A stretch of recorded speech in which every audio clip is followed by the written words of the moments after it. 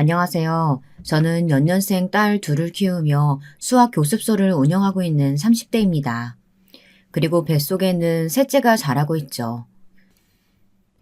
출산 예정일을 한 달 정도 남긴 상태죠. 미운 4살 시기를 무사히 넘기고 이제는 쥐어받고 싶다는 7살이 되어버린 공주님들은 정말이지 잠시도 쉬지 않고 사건 사고를 일으키고 있답니다. 그러면서 눈치는 또 어찌나 빠른지 제가 화를 내겠다 싶으면 이 세상 애교라는 애교는 다 끌어모아서 예쁜 짓을 하는데 이걸 속아 넘어가야 하나 몇 번이나 고민을 하게 되죠. 남편은 아주 애들이라고 하면 하늘의 별이라도 따올 사람이라 결국 집에서 호랑이 역할을 하는 사람은 저뿐이랍니다. 사연을 쓰고 있는 지금 이 시간도 한바탕 전쟁을 치른 다음이죠. 아이 둘을 키우면서 참 많은 일들이 있었는데요. 오늘은 그중에서도 저희 가족들의 삶을 순식간에 바꿔버린 그 이야기를 좀 하려고 합니다. 그 일들을 겪으면서 많이 울기도 했고 화를 내보기도 했는데 결국은 손절이 정답이더라고요. 괜히 가족이라는 이름으로 가해진 상처 앞에서 속절없이 당하고 있었던 순간들이 후회가 되더라고요. 남편과 저는 재수학원에서 처음 만나 우연히 같은 대학을 다녔답니다. 그렇게 인연이 된 것도 쉬운 일은 아닐 텐데 졸업 이후 학원 일을 시작하면서 남편을 또 만나게 되었죠. 남편이 일하는 사무실과 제가 근무하는 학원이 같은 층이더라고요. 이 정도면 운명이 아닐까 싶을 정도였는데 그것이 계기가 되어 연애를 하고 결국에는 결혼까지 하게 되었답니다.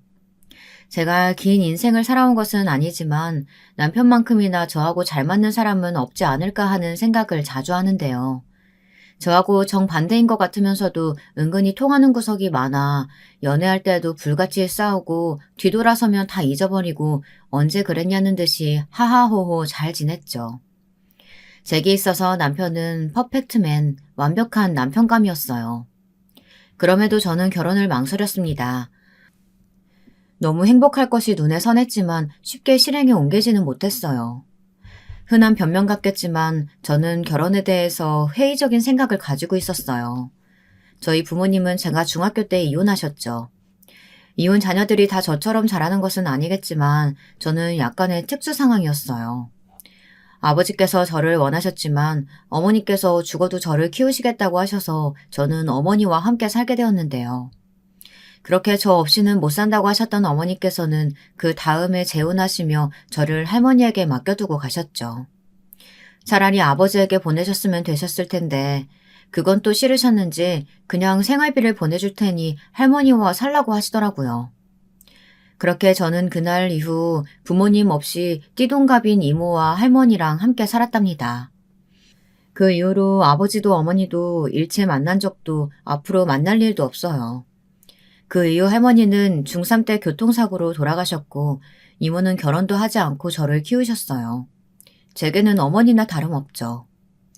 저는 남편에게 결혼 이후에도 이모와 함께 살고 싶다는 이야기를 했어요. 어릴 때 큰 사고로 다리에 장애가 있으신 이모를 혼자 둘 수는 없었거든요. 당연히 거절을 당할 수도 있다는 전제하에 이야기를 꺼냈죠. 그런데 이게 무슨 일인지 남편이 너무나 흔쾌히 좋다고 하는 거예요. 제게 이모가 어머니와도 같은 존재라는 것을 누구보다 잘 알고 있는데 함께 사는 것이 당연하다고 말했죠.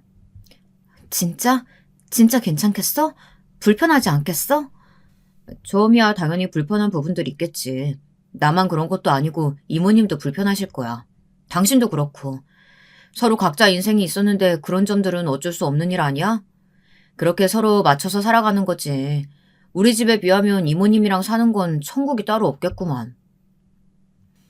남편은 별 걱정을 다 한다고 말하며 호탕하게 웃었어요. 그러면서 슬쩍 가족들에 관해 이야기를 했는데요. 솔직히 이때는 크게 생각하지는 않았어요. 그냥 우스갯소리 정도로만 넘겼죠. 하지만 시댁은 제가 생각한 것 이상의 곳이었어요. 남편은 이남 사녀의 5째였어요. 위로 누나만 넷이 있었고 아래로 남동생이 있었죠. 시아버지께서는 남편이 군대에 있을 때 돌아가셔서 시어머니 한 분만 계셨고요. 저는 첫인사 때를 아직도 잊을 수가 없습니다. 남편과 결혼을 결심하고 처음으로 가족들에게 인사를 드리러 갔었는데요. 밖에서 보자고 할 줄 알았는데 집으로 초대해 주셨더라고요. 잔뜩 긴장한 저와는 다르게 시어머니께서는 너무 반갑게 맞이해 주셨어요. 이것저것 물어보시면서 나름 화기애애한 식사 시간을 이어가고 있었죠. 그때였어요. 갑자기 시어머니께서 제게 예물이니 예단이니 그런 거추장스럽고 복잡스러운 것은 저희들이 알아서 하면 된다고 하시더니 제게는 딱 한 가지 당부할 것이 있다고 하셨죠. 갑자기 달라진 공기에 저도 무슨 일인가 싶어 겁을 먹었고요. 다른 건 다 필요 없어. 아들, 딱 아들만 낳아. 둘이면 좋겠다만 셋도 좋지.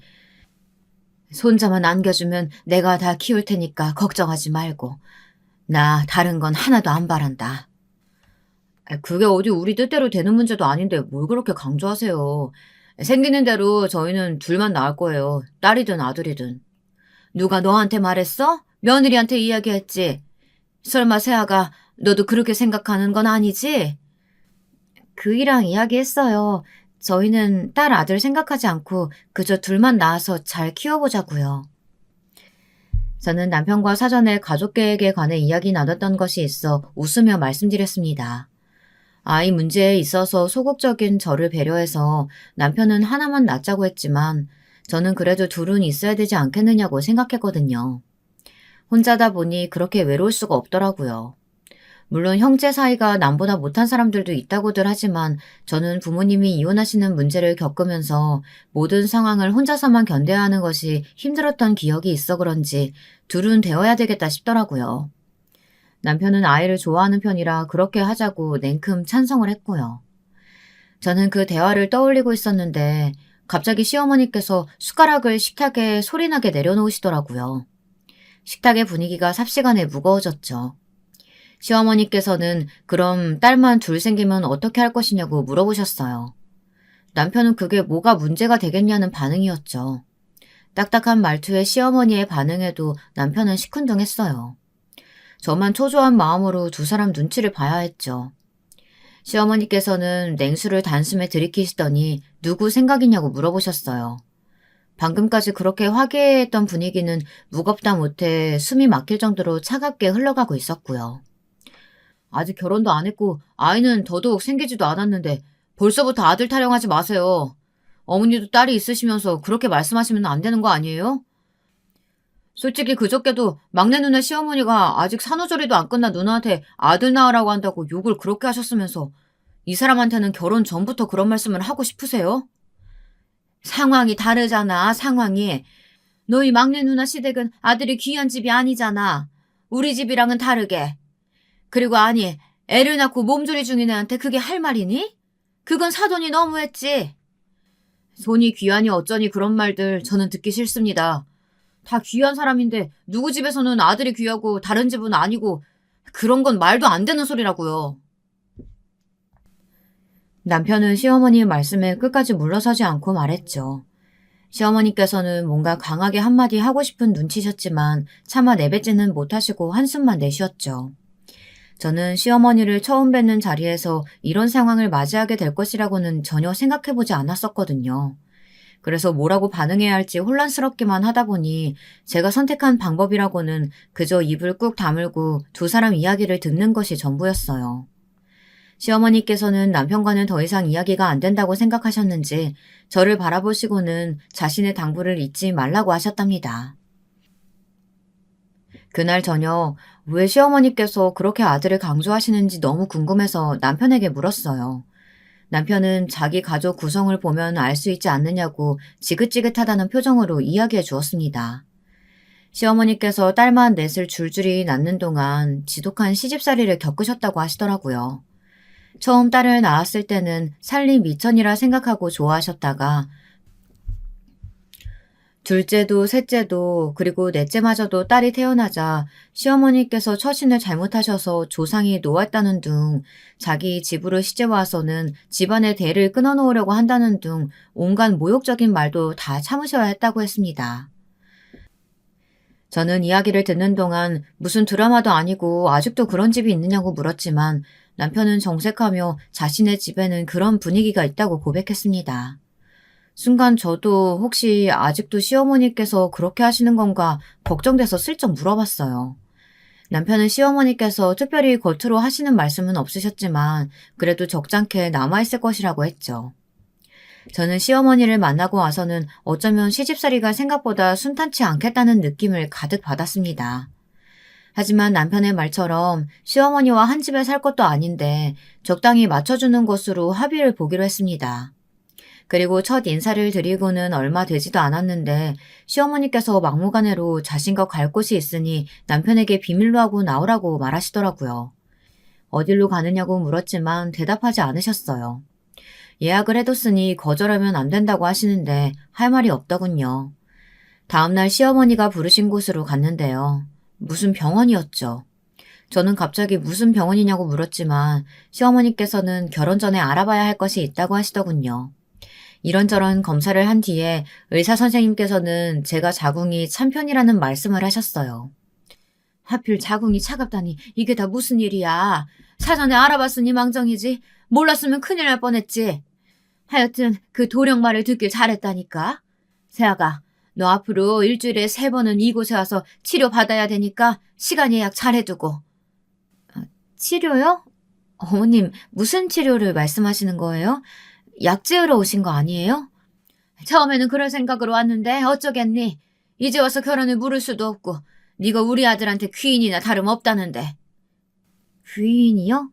어머님 그 말은 또 무슨 의미세요? 시어머니께서는 제 물음에 화들짝 놀라시면서 말을 급하게 얼버무리셨어요. 그리고는 자신이 다 결제를 해뒀으니 빼먹지 말고 와서 꾸준하게 치료를 받으라고 하셨죠.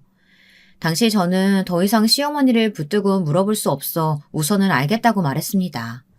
하지만 그 뒤로도 몇 번이나 시어머니께서는 아들 이야기를 하시며 제게 몸을 잘 챙겨야 한다고 하셨습니다. 그 이야기를 듣는데 기분이 묘하더라고요. 마치 제가 아이를 낳기 위해 남편과 결혼하는 그런 기분이 들었답니다. 그래서 저는 참다 남편에게 그동안의 일을 이야기했어요. 남편은 정색을 하며 제게 화를 내더군요. 그냥 시어머니께서 며느리 몸 챙겨주신다고만 생각했었으니까 꼭 당신한테 할 말은 아니겠다 싶었지. 그런데 이게 이렇게 화를 낼 일이야? 당신도 그렇고 어머님도 그렇고 왜 이렇게 예민한 거야? 당신이 쓸데없는 일에 이리저리 휘둘리는 것 같아서 그러지. 예민하기는 무슨. 어머님도 그래. 내가 무슨 당신한테 귀인이니 어쩌니 알 수 없는 말들을 하시다가 내가 물어만 보면 입을 꾹 다무시질 않나. 당신은 당신대로 시어머니와 어디로 어떻게 다녀온 것이냐고 무슨 범죄자 신문하듯이 물어보질 않나. 뭐야 도대체. 귀인? 어머님이 당신한테 그런 말을 했단 말이야? 남편은 제가 화를 내자 저를 달래주려는 듯이 미안하다고 말하다가 제 입에서 귀인이라는 단어가 나오자 다시 무서운 얼굴을 하고는 혼자서 알 수 없는 말을 중얼거렸죠. 제가 물었지만 자신이 알아서 하겠다는 말만 하더라고요. 시어머니의 손자 타령은 결혼을 하고 나서 더 심각해졌어요. 신혼여행을 다녀온 지 3개월이 지났을 어느 날이었죠. 시어머니께서 이른 아침부터 갑자기 집으로 찾아오셨어요. 그러고는 다짜고짜 제게 한의원을 가자고 하시더라고요. 결혼 전에 갔던 곳과는 전혀 다른 곳이라고 하시면서 빨리빨리 준비하라고 성하셨죠. 예약 잘 짓기로 유명한 곳이라서 예약 잡기도 얼마나 힘들었는지 몰라. 그러니까 어서 가자. 어머님, 무슨 약을 짓는다고 그러세요? 아픈 곳도 없는데. 아픈 곳이 없기는 왜 없어? 결혼한 지 3개월이나 지났는데 소식이 없잖아. 가서 무슨 문제라도 있는 거 아닌지 맥도 좀 짚어보고 해야지. 아니 결혼 전에 약을 그렇게 먹었는데 어떻게 소식이 없어. 그래서 이번에는 다른 사람한테 물어보려고 알아왔으니까 믿어도 된다. 아휴 괜히 돈만 날렸네. 저는 시어머니의 말씀에 저절로 입이 떡하니 벌어졌어요. 아니 이제 3개월이 된 신혼에게 아이 소식을 바라시는 것은 너무한 것이 아닌가 싶었죠. 저는 당황스러움을 숨기고 어머니께 아직 아이를 가질 계획은 없다고 솔직하게 말씀드렸어요. 남편과 저는 결혼하면서 모아둔 돈을 다 끌었었기 때문에 지금 당장 아이가 태어나도 키우기 쉽지 않을 것 같다는 이야기를 한 적이 있었답니다. 그러면서 신혼을 즐긴다는 생각으로 2년 정도 부지런히 돈을 모아 기반을 다진 다음 아이를 가지자고 했었죠. 저는 시어머니께 자세한 이야기까지 다 한 것은 아니지만 우선 지금 당장 아이를 가질 계획을 세운 것은 아니라고 말씀드렸어요. 그때였어요. 제 말을 들으신 시어머니께서는 무섭게 화를 내시며 소리를 지르셨어요. 2년? 아니 아이가 너희가 원한다고 쉽게 가질 수 있는 줄 알아? 지극정성 들여도 생길까 말까 하는 거야. 말 같지도 않은 소리 한다 진짜. 도대체 누구 머리에서 나온 생각이야? 혹시 세아가 생각이냐? 아이 늦게 갖자는 말? 저와 그이 두 사람의 생각이에요. 어머니 그이가 천천히 가지고 싶다고 했고 저 역시도 그러자고 했어요. 어머님 아이 문제는 저희 부부한테 맡겨주세요. 네가 얼마나 죽는 소리를 했으면 내 아들이 그런 말을 했을까? 시끄럽고 당장 일어나. 예약 시간 다가온다. 시어머니께서는 제 말을 딱 자르시더니 저를 강한 힘으로 끌고 나가셨어요. 저는 끝까지 거절할 수도 있었지만 우선은 따라 나서기로 했죠. 길게 시어머니와 이야기해봤자 좋을 것 하나 없겠다 싶었거든요. 목적은 다르지만 보약을 지어주신다는데 꼭 거절할 이유가 어디 있겠는가 하는 것이 제 생각이었답니다. 병원에 도착해서 저는 또 한 번 시어머니에게 놀랄 수밖에 없었는데요. 사람들이 그렇게 많은 곳에서 시어머니께서는 거의 진상이나 다름없는 행동을 하셨답니다. 자궁이 좀 찬 편이네요. 여사님 말씀처럼 아이가 잘 들어서려면 자궁이 따뜻해야 되는데 우선은 약을 좀 쓰도록 할게요. 제 친구한테 들었는데 침치료도 있다면서요. 약이랑 침치료랑 다 부탁드려요. 지금 받아도 되죠? 당장의 침치료까지는 안 하셔도 괜찮아요. 며느님께서 다른 문제가 있으신 것도 아니고 그저 자궁이 좀 찬 것뿐이어서 약으로도 충분하답니다. 그게 무슨 소리예요? 할 수 있는 건 다 해주세요. 무조건 아들 낳아야 되니까. 아들이 생길 수 있도록 하는 그런 약이요. 시어머니께서는 치미니 뜨미니 뭐든 좋으니 다 해달라고 하시면서 저를 보시며 한숨을 쉬셨어요. 사람 좋아 보이는 한의사 선생님께서는 시어머니와 같은 사람들을 많이 겪어보신 덕분인지 지금은 오히려 독이라고 하시면서 딱 잘라 거절하셨죠. 시어머니께서는 몇 번이나 요구하셨지만 그 단호한 반응에 결국은 포기하셨어요. 시어머니께서는 남편의 약도 함께 부탁을 하시며 꼭 아들을 낳을 수 있도록 약을 해달라고 하시더라고요. 시어머니의 말씀에 당황하신 한의사 선생님께서는 그런 약이 어디 있겠느냐고 하셨지만 시어머니께서는 예전에는 다 그런 것도 있었는데 왜 없냐며 오히려 따지기 시작하셨죠. 정말이지 얼굴이 다 화끈거리더라고요. 한의원을 나오셔서도 시어머니께서는 계속해서 짜증을 내셨어요. 이 한의원을 추천해준 지인으로 추정되는 사람에게 전화를 걸더니 아들 낳는 약을 지어달랬는데 그런 것이 어디 있느냐는 이야기를 들었다며 돌팔이 아니냐고 하셨어요. 목소리가 어찌나 큰지 지나가는 사람들이 다 한 번씩 쳐다보더라고요. 정말이지 쥐구멍이라도 있다면 숨고 싶었죠. 이모에게 하소연도 했지만 이모는 그냥 손자가 보고픈 할머니 마음이라고 생각하고 넘어가라 충고해 주었습니다. 남편이 야근을 마치고 돌아왔을 때 저는 낮에 시어머니와 함께 병원에 다녀왔다는 이야기를 꺼냈어요. 이모가 해준 충고까지 하나도 빼놓지 않고 다 이야기했죠. 제 이야기가 이어지는 동안 남편의 얼굴은 시시각각으로 변하더군요. 그러더니 제 이야기가 끝나자마자 앞으로는 절대 시어머니를 따라서 가지 말라고 하면서 그런 약은 필요 없다고 하더라고요. 너무 무서운 얼굴로 제게 다짐을 받듯이 말하는 남편을 보면서 저는 알겠다고 대답했지만 속으로는 의문점이 가득했어요. 이틀 뒤 시어머니께서는 약을 직접 가져오셔서는 냉장고에 차곡차곡 넣으셨어요. 그러면서 아무리 바쁘더라도 절대 빼먹어서는 안 된다고 하셨죠. 그리고는 요상한 부적을 꺼내시고는 안방으로 성큼성큼 들어가셨어요. 순식간의 일이었죠. 저는 너무 놀라서 시어머니께 어디 들어가시냐고 물었지만 시어머니께서는 거침이 없으셨어요. 저는 바쁜 걸음으로 시어머니를 따라 들어갔습니다.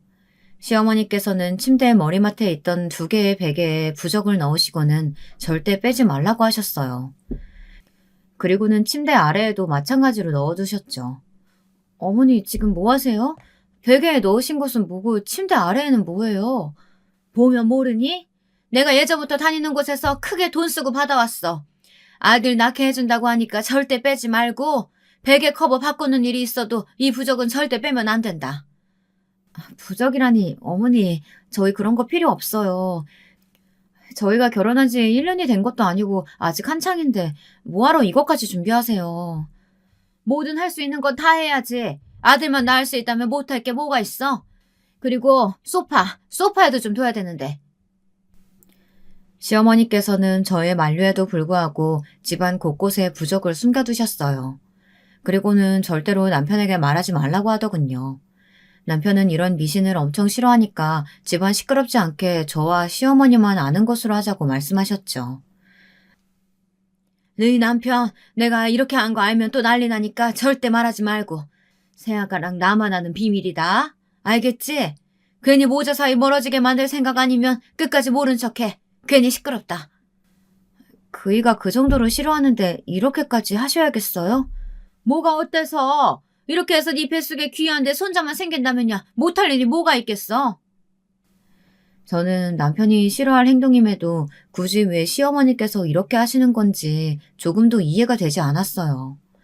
여러분들은 어떠신가요? 저도 점이나 미신을 어느 정도는 믿는 편이라서 새해가 시작되면 사주도 확인하고 종종 타로도 보러 가거든요. 유명하다는 곳을 찾아간 적이 있기는 했지만 부적은 처음 봤답니다.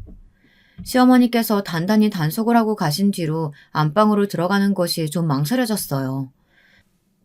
소파에 앉는 것도 뭔가 이상한 기분이 들었죠.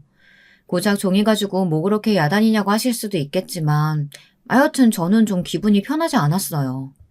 저녁에 퇴근한 남편에게 약을 내밀며 시어머니께서 빼놓지 말고 먹으라고 했다고 말했습니다. 남편은 자신은 먹지 않겠다고 했는데 뭐하러 챙겼냐고 한 소리 들었죠. 박서방도 너무 그러지 말고 그냥 보약이다 생각하고 먹으면 되지. 그렇게 화낼 일은 아닌 것 같은데. 아니 이모님도 생각해보세요. 무슨 우리가 자식 낳는 기계도 아니고 제가 분명히 그런 행동은 하지 말아달라고 부탁을 했는데도 이렇게 나오시니까 그러죠. 나도 마음이 편한 건 아닌데 그래도 어머님이 주신 거니까 챙겨 먹자. 너무 화만 내지 말고. 남편은 싫어 죽겠다는 얼굴로 약을 받았어요. 그 뒤로도 몇 번이나 시어머니께서 때때마다 약을 지어주시며 아이 소식을 물으셨답니다. 하지만 특별한 변화는 없었죠. 시어머니께서는 돌팔이 아니냐고 화를 내셨지만 저는 묵묵히 시선을 다른 곳으로 두며 시어머니의 말씀을 흘려들었답니다. 시어머니의 행동에 변화가 생긴 것은 다음해 시동생이 결혼을 하면서였어요.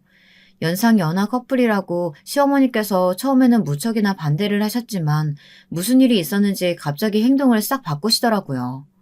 죽어도 결혼은 안 된다고 하셨던 분이 말을 바꾸자 동서는 의외라는 반응이었답니다.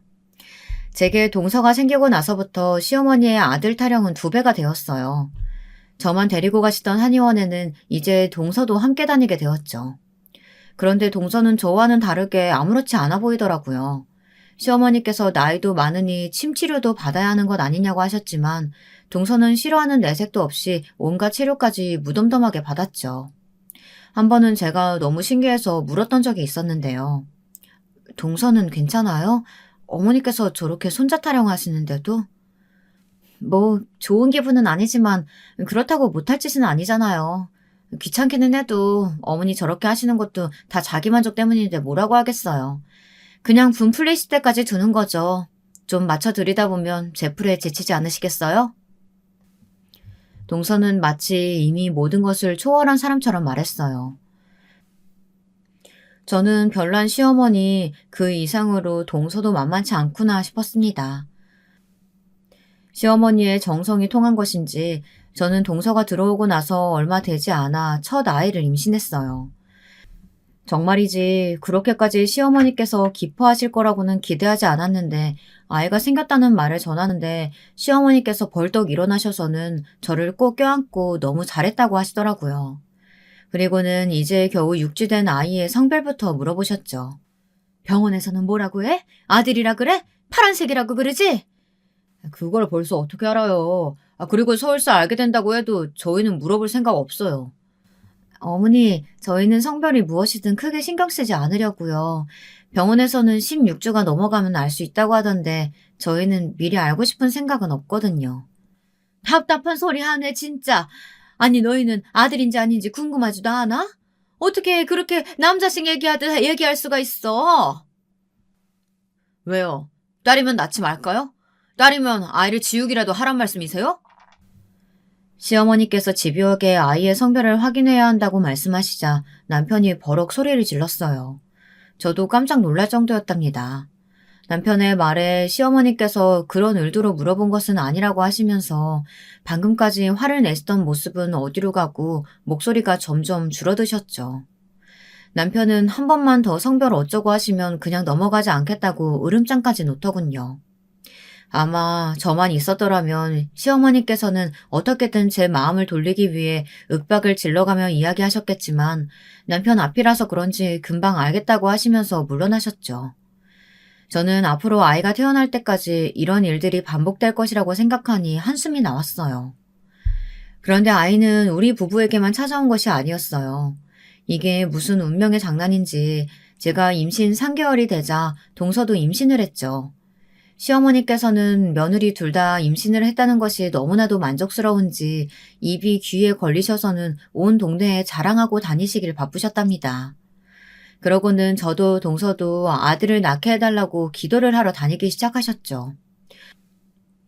딱히 종교가 있는 분도 아니셨는데 전국의 유명한 사찰들을 돌아다니시면서 아들을 낳으라고 기도를 하시는데 정말이지 숨이 막힐 지경이었어요. 저희는 약속대로 아이의 성별에 대해서는 먼저 물어보지 않았어요. 시어머니께서는 당장이라도 병원으로 쳐들어가 알아낼 기세셨지만 남편이 워낙 강경하게 나오자 어떻게 해보지도 못하고 발만 동동 구르셨죠. 그 와중에 동선의 아이는 아들이라는 이야기에 시어머니의 관심은 동서에게로 집중이 되었답니다. 덕분에 저는 출산 예정일을 앞두고 한결 편안한 상황이 되었습니다. 첫 아이는 예정일보다 20일 정도 빠르게 태어났어요. 건강한 딸아이였죠. 정신이 혼미한 와중에도 품에 안겨주시는 딸아이를 보며 정말이지 힘들었던 것이 하나도 기억나지 않을 만큼 행복한 마음이 들었답니다. 남편도 아이를 보고는 어떻게 태어난지 얼마 되지도 않은 아이가 이렇게 이쁠 수 있냐며 하루 종일 밥 안 먹어도 배가 부를 것 같다고 했습니다. 이모는 이제 할머니가 되었다고 하면서 뛸 듯이 기뻐했고요. 그런데 시어머니의 반응이 참으로 과관이었어요. 버선발로 뛰어오셨던 시어머니께서는 소녀 소식에 그 자리에 멈춰서서는 가만히 아이의 얼굴을 뚫어져라 바라보셨죠. 시어머니의 반응에 아이를 보여주시던 간호사 선생님도 당황하셔선 눈치를 보실 정도였어요. 우리 집 아이가 맞아요? 바뀐 건 아니고요? 며느리 출산할 때 함께 애 낳던 사람이 있을 거 아니에요. 그 시간에 태어난 다른 아이들도 있죠? 다른 애들 얼굴 좀 봅시다. 어머니, 그게 무슨 말씀이세요? 죄송합니다. 그냥 무시하셔도 됩니다. 그렇잖아. 딱 봐도 아들 태어날 빼였는데. 그리고 태몽에도 용이 나왔는데 딸이라니. 손녀라니. 아이가 바뀐 게 틀림없다. 도령님이 아들이라고 했단 말이야. 손녀라는 소리에 흥분하신 시어머니께서는 도령이라는 알 수 없는 말을 입에 올리셨어요. 남편은 그 말에 단박에 분위기가 바뀌어서 행패를 부리는 시어머니를 끌고는 어디론가 가버렸죠. 저와 이모는 간호사 선생님께 사과를 드렸고 간호사 선생님께서는 당황스럽다는 얼굴로 아이를 데리고 서둘러 나가셨어요. 이모는 고생했으니 아무 생각하지 말고 쉬라고 했지만 저는 남편과 시어머니의 모습이 자꾸만 생각나서 쉽게 잠들 수가 없었어요. 한참 후 남편이 들어와서 시어머니의 말도 안 되는 소리에 신경 쓰지 말고 조리에만 집중하라고 말했습니다. 저는 도령이 무슨 말이냐고 물었지만 남편은 몰라도 되는 일이라고 하면서 괜히 제가 스트레스 받는 상황을 피하고 싶다며 다음에 기회가 되면 알려주겠다고 말했어요. 저는 꺼림직한 기분이 들긴 했지만 알겠다고 하고 넘어갔죠. 시어머니께서 그날 이후로 단 한 번도 저희 집에 오거나 첫째 딸아이를 궁금해하거나 하지 않으셨어요. 저와 남편은 딸아이의 이름을 어떻게 지어줘야 할까 고민하다가 시어머니에 대해서는 잊고 있었답니다. 그러던 어느 날 시어머니께서 갑자기 찾아오셔서는 대뜸 딸아이 이름을 지어왔다고 하시면서 종이를 하나 주셨어요. 저는 그래도 소녀라고 챙겨주시나 보다 싶어 들뜬 마음으로 종이를 받아들었죠. 그러고는 조심스럽게 펼쳐보는데 제 눈을 의심할 수밖에 없었답니다. 종이에 적힌 글자를 보는 순간 숨이 턱 하고 막히는 기분이 들었거든요. 저는 이걸 정말 손녀 이름으로 지어오신 것이 맞냐고 물었지만 시어머니께서는 비싸게 주고 받아온 이름이라고 하며 당장 출생신고부터 하라고 하셨죠. 종이에 적힌 글자는 한자였는데요. 너무나도 간단하게 아들자 두 글자가 적혀 있더라고요. 네, 자. 딸아이의 이름을 그렇게 지어오신 거예요. 저는 너무 화가 나서 이게 무슨 이름이냐고 소리쳤어요. 어머니, 진짜 너무하시네요. 어떻게 이름을 이렇게 지어오라고 하실 수가 있으세요? 아들 자만 두 개라뇨. 장난이시죠? 내가 이름 가지고 장난칠 것이 뭐가 있어? 이렇게 이름을 지어야 다음에 아들을 낳는다고 하잖아. 그러니까 참말 말고 이렇게 해. 얼마나 부르기 쉬워. 쓰기도 쉽고. 딸아이 이름이 이 정도면 감지덕지지. 어머니, 진짜 왜 이러세요? 저 첫인사 갔을 때 뭐라고 하셨어요? 막내 형님의 시어머니가 아직 몸조리도 하지 않은 막내 형님 앞에 두고 아들 낳으라고 재촉하셨다는 소리에 제정신 아니라고 욕하셨다면서요. 지금 어머님 하시는 일이 그 상황이랑 뭐가 달라요? 어떻게 딸아이 이름을 그렇게 하라고 하세요? 절대 못해요. 뭐? 못해? 왜 못해? 아들도 못 낳은 쟤니 왜 못해? 딸아이 이름이 차자면 어떻고 말자면 어때? 고작 여자의 이름 하나 가지고 지금 나한테 대드는 거니? 어디서 어른한테 말대꾸야? 시어머니께서는 가정교육을 어떻게 받은 것이냐며 소리를 지르셨지만 저는 하나도 무섭지 않았어요. 말도 안 되는 이름을 가져와서는 제 딸아이에게 붙이라고 강요하시는 시어머니를 어떻게 좋게 볼 수 있겠어요. 그렇게 시어머니와의 언쟁이 길어지는 도중에 남편이 돌아왔어요. 남편은 제가 목에 핏대까지 세우면서 시어머니에게 소리를 지르자 꽤나 놀란 얼굴이었죠. 저를 진정시키던 남편은 바닥에 떨어진 아이의 이름을 보더니 말없이 빡빡 종이를 찢어버렸답니다. 그 소리에 시어머니께서 깜짝 놀란 얼굴로 얼마짜리 이름인데 그걸 찢느냐고 하셨죠. 남편은 아이 이름은 이미 정했고 출생신고도 마쳤으니 쓸데없는 짓은 그만하고 당장 나가라고 하더군요. 시어머니는 아무 이름이나 지으면 아들 못 낳는다고 당장 이름을 바꿔야 한다고 하셨지만 남편은 눈 하나 깜짝하지 않았고요. 그렇게 시어머니께서는 쫓겨나듯 병실에서 나가야만 했답니다. 그날 이후로 남편은 제게 일체 시어머니에 대한 이야기를 꺼내지 않았어요. 그리고 퇴원해서 집으로 돌아온 이후로도 형님들이 찾아오는 것은 막지 않았지만 시어머니께서 오신다고 하면 정색을 하고 거절을 하더군요. 처음에는 몇 번이나 오시던 시어머니가 동서가 아이를 낳자 발길을 완전히 끊어버리셨어요. 동서가 아들을 낳았거든요.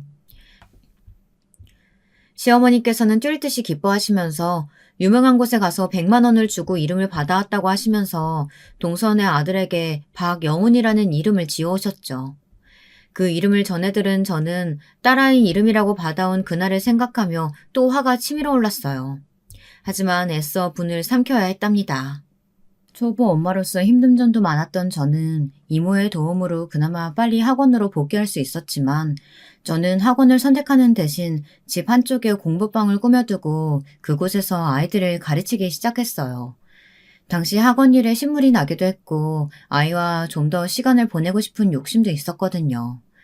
남편은 이런 제 결정을 지지해 주었답니다. 저는 그렇게 첫 출산을 하고 얼마 되지 않아 둘째를 임신하게 되었어요. 이번에도 딸이었죠. 당연히 시어머니께서는 제가 둘째를 임신했다는 소식을 듣자마자 첫째 때와 마찬가지로 아들을 낳게 하는데 도움이 된다는 것을 잔뜩 보내셨어요. 남편이 시어머니의 출입을 완벽하게 막아선 덕분에 저희 집에 직접 오지는 못하셨거든요. 남편은 시어머니께서 보내셨다는 것도 마음에 들지 않았는지 하나도 빼놓지 않고 돌려보냈어요. 물론 첫째 아이 이름 사건으로 마음이 상한 것이 사실이기는 하지만 이미 시간이 흘러 저는 괜찮아졌는데 남편은 아닌 모양이었어요. 둘째도 역시 딸이라는 소식에 시어머니께서는 다짜고짜 집으로 밀고 들어오셨죠. 도대체 내가 그렇게 챙겨줬는데 딸이라니. 너 내가 하라는 대로 하기는 한 거니? 내가 그렇게 당부했잖아. 다른 건 필요 없으니까 아들만 낳으라고. 아니 너희 동서는 떡하니 손주 안겨주는데 너는 뭐하고 있는 거야? 어머니, 저희는 아들 원한 적도 없고요. 그이와 저를 닮은 아이면 다 좋거든요. 그러니까 이렇게 오셔서 소리 지르지 마세요. 아들도 못 낳는 주제에 뭐가 그렇게 살라서 고개 빳빳하게 들고 말대꾸야? 나 죽었다 하고 엎드려 있어도 용서할까 말까인데. 시어머니는 어이가 없다는 듯이 화를 내셨지만 저는 이미 적응이 된 상황이라 들은 척도 하지 않았죠. 시어머니께서는 아들 낳기 전에는 시댁에 발 디딜 생각은 하지 말라고 소리를 지르셨고 저는 오히려 고맙다는 말로 대꾸했답니다. 이런 제 반응에 화가 나신 시어머니께서는 안방에 아이들이 있다는 사실도 잊으신 것인지 화분을 들어서는 거실로 던지시며 얼마나 잘 사나 두고 보자고 악담을 퍼붓기 시작하셨죠. 그 소리에 놀란 아이들이 울기 시작했고 시어머니께서는 여자애들이 시끄럽다고 당장 닥치게 하라고 하셨답니다. 저는 시어머니의 거친 언행에 정신이 아득해지는 것을 느꼈지만 아이들을 달랠 생각에 시어머니를 막무가내로 밖으로 밀치기 시작했어요. 시어머니께서는 지금 어른한테 뭐 하는 짓이냐고 하셨지만 그런 것까지 생각할 단계가 아니었죠. 그 일이 있은 이후로 저는 시댁 행사에는 전혀 참석하지 않았어요. 남편도 갈 필요 없다고 했고요. 하지만 딱 하루, 시아버지 제사에는 어떤 일이 있어도 참석했죠. 시어머니께서는 제가 갈 때마다 들으라는 식으로 동서와 동선의 아들을 예뻐하셨어요. 동서는 어쩔 줄 몰라 하며 제 눈치를 봤지만 저는 전혀 상관없다는 식으로 반응했죠. 하지만 시어머니께서는 제가 그렇게 나올수록 약이 오르시는지 짜증을 내셨지만 저는 끝까지 모른 척 했답니다. 문제의 사건이 일어난 것도 바로 시아버지의 제삿날이었죠. 그날은 이상하게 오전부터 날씨가 찌뿌둥한 것이 기분이 이상했어요. 금방이라도 비가 쏟아질 것 같다가도 언제 그랬냐는 듯이 햇살이 들어오는 것이 괜히 심란하기만 했죠. 1년 만에 만나는 시어머니께서는 여전히 정정하셨고 도끼 눈으로 저희 아이들을 노려보셨습니다. 그러면서 인사처럼 아들은 언제 낳는 것이냐고 물어보셨지만 저는 고개 숙여 인사드릴 뿐 아무런 반응을 보이지 않았어요. 그리고는 주방으로 들어가 제사 음식 준비를 했는데요. 곧 있어 동서가 도착했고 호들갑을 떨면서 동서와 손자를 맞이하는 시어머니의 소리에 저는 비릿한 웃음을 지으며 묵묵히 제 할 일만 하고 있었고요. 아이들은 아이들인지 어른들 사정과는 상관없이 자기들끼리 까르르 웃음을 터뜨리며 놀기 시작하더군요. 저는 그 소리를 배경음악 삼아 빠르게 손을 움직였고요.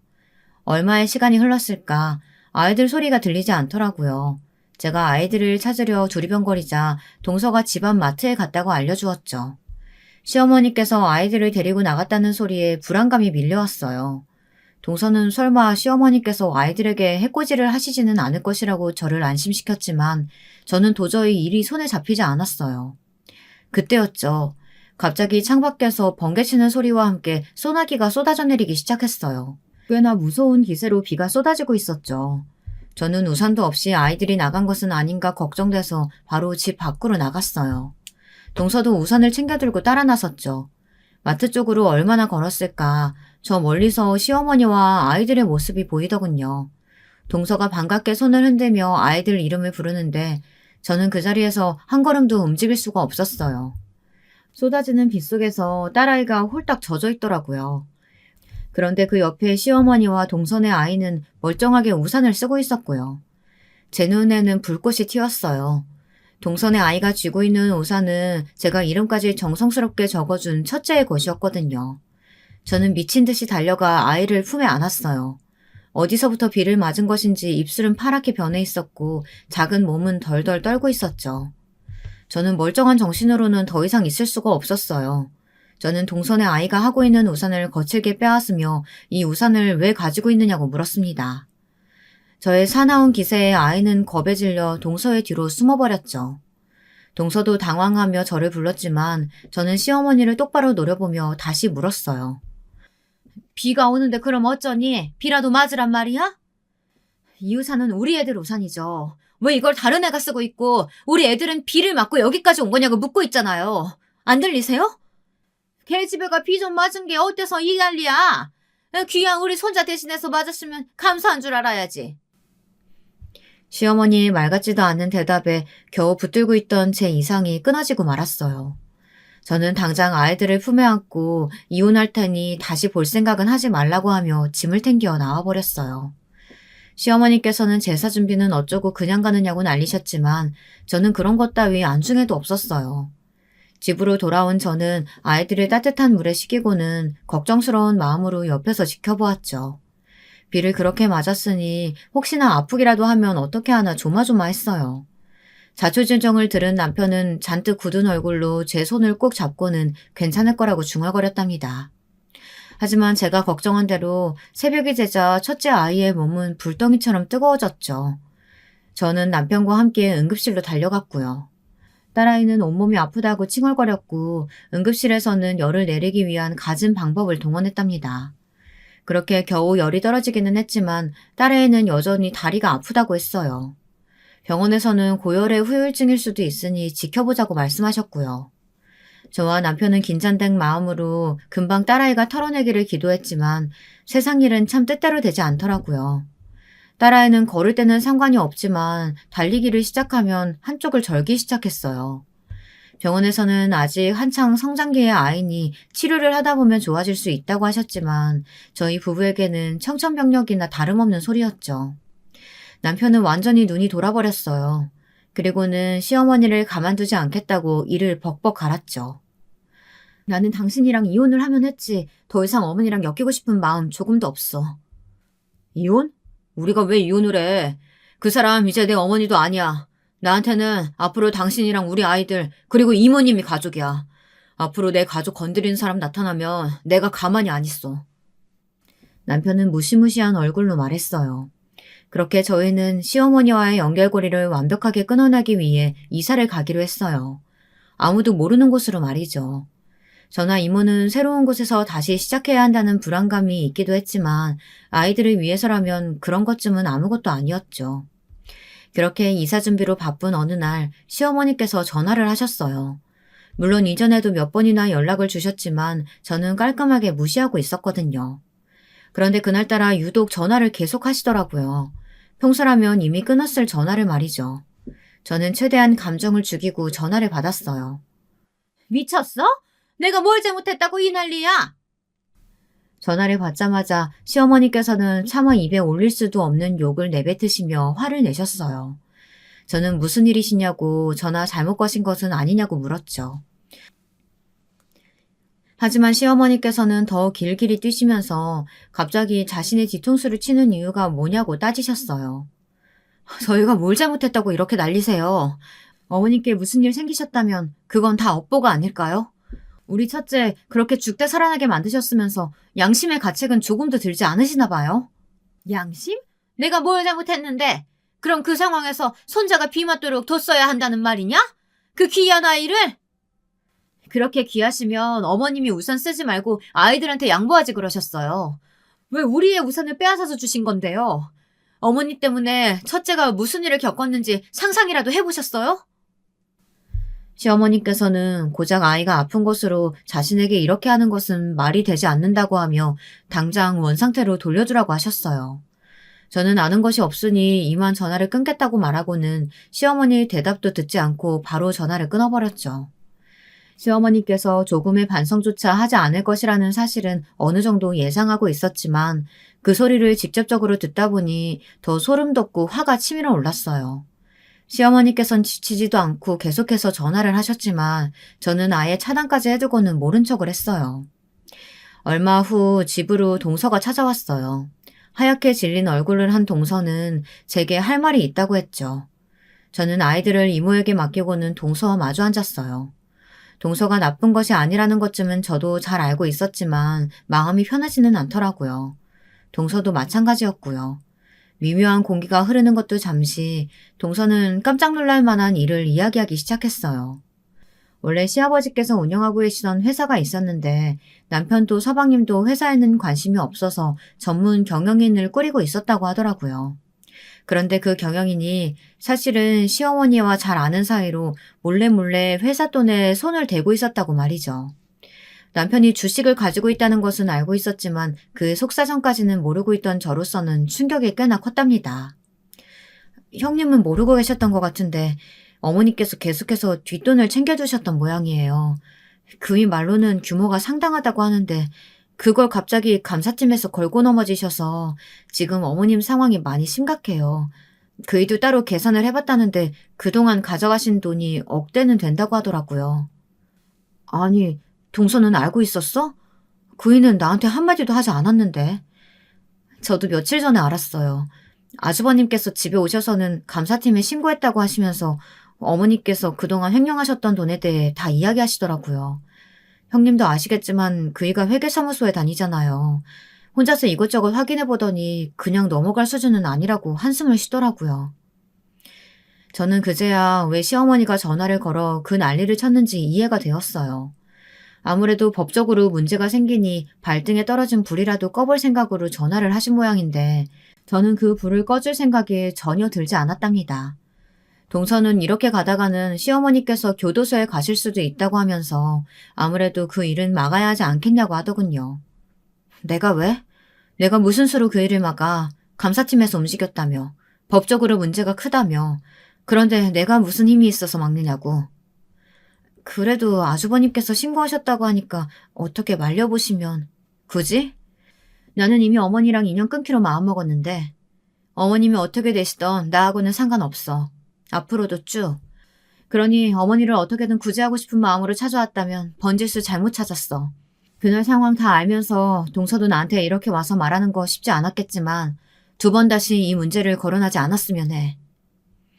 저는 단호하게 동서에게 말했어요.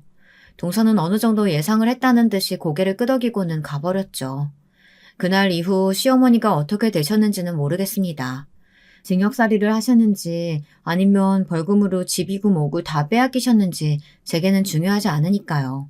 그저 자신이 무슨 짓을 저질렀든 우리 딸아이가 아팠던 것에 100배만큼만 고생을 했으면 좋겠네요. 오늘의 제 사연 끝까지 들어주셔서 감사합니다.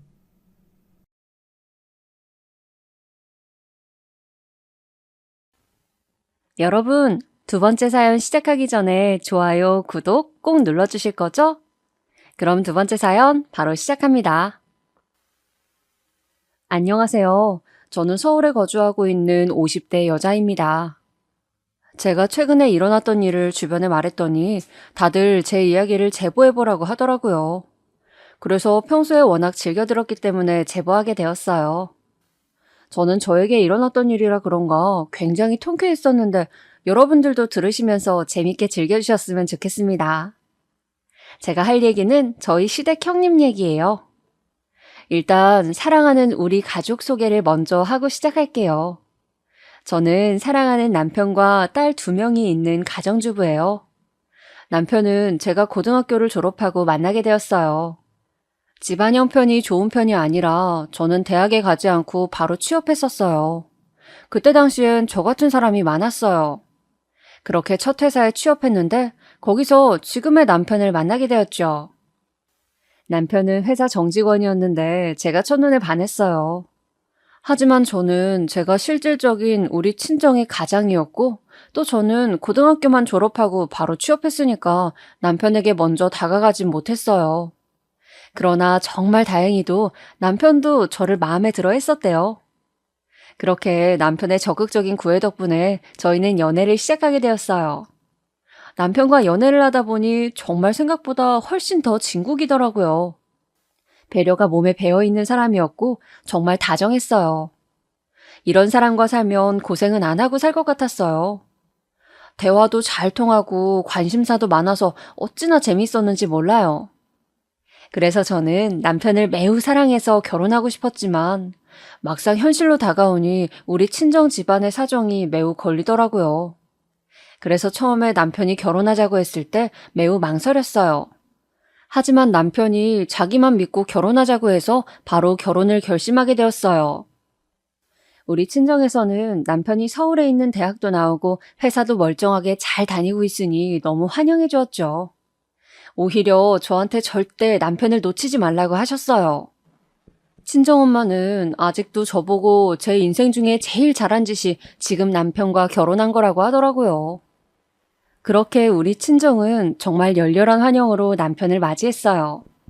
남편도 첫인사부터 우리 친정 부모님께 어찌나 잘했는지 몰라요. 사실 친정이 잘 사는 편은 아니라 집을 보여주는 것도 매우 부끄러웠는데 남편은 전혀 내색하지 않았어요. 그런 점을 보고 저도 이 사람이다 라고 확신을 얻게 되었죠. 그렇게 우리 친정에선 아무도 반대하지 않았지만 문제는 시댁이었어요. 남편은 아버지가 초등학교 때 돌아가셨다고 했어요. 그리고 형제였는데 위로 형 한 명이 있어요. 그리고 형의 직업은 의사였어요. 저는 딱 저 소리를 듣자마자 사실 조금 걱정이 되었는데요. 그때 당시 형은 결혼한 상태였는데 형님은 무려 박사였거든요. 저는 그래서 시댁에 인사를 가기 전부터 주눅이 들어 있었어요. 남편은 형이 아버지도 아니고 오히려 어머니는 사람 됨됨이가 중요하다고 늘 말씀하신다며 저를 안심시켜 주었어요. 하지만 아무래도 저는 걱정을 쉽게 떨칠 수가 없더라고요. 그렇게 상견례 전 아주버님과 형님을 미리 만나보게 되었어요.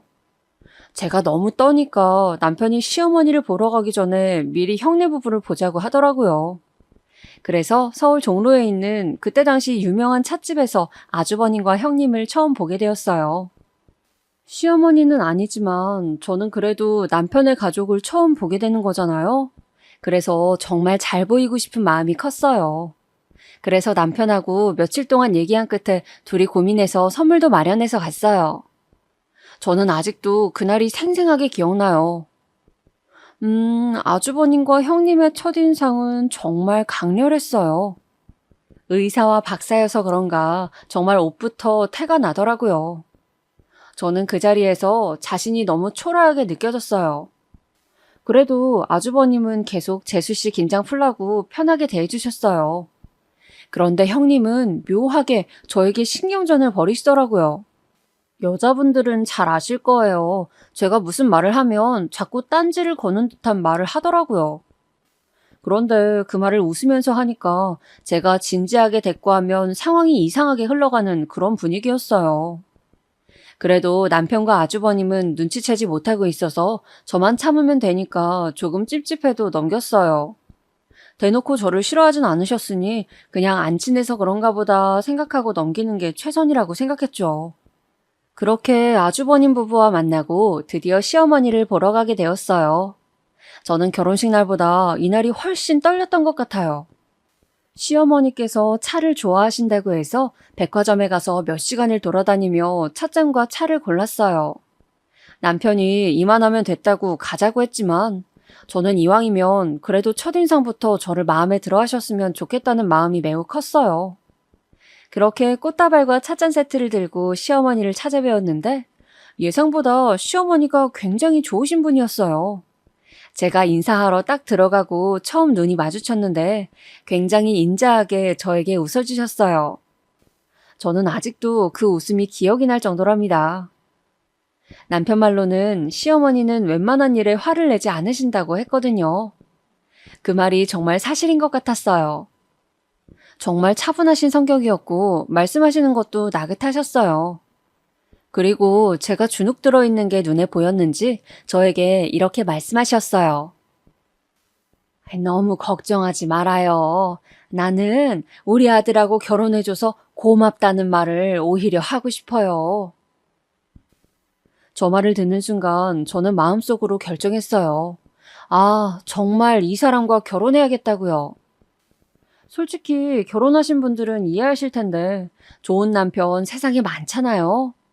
남편감으로 괜찮은 사람 만나는 것보다 제대로 된 시어머니 만나는 게 정말 힘들어요. 그것도 홀시모는 정말 신중하게 결혼 결정하라는 말 저도 결혼 준비하면서 많이 들었어요.